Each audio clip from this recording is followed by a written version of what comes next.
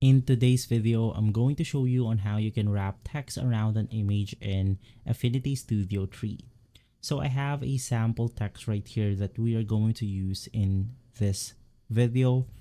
First things first, you want to head over to Layout, and from here we are going to insert our picture frame. So you have two options. If you want to insert a square picture, you can select the rectangle tool, or if you are going to insert a circular photo, you can use the ellipse tool. In my case, I'm going to place my photo around this part right here, and then you want to replace the image.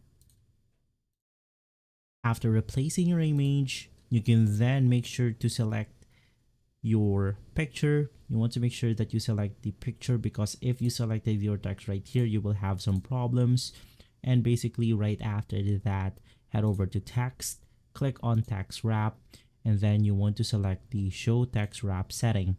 I'm going to select the third one, which is going to be square. Click on close, and as you can see, we have managed to wrap the text around our image right here. And so if I move around the photo, you can then see that the text wrap has worked perfectly.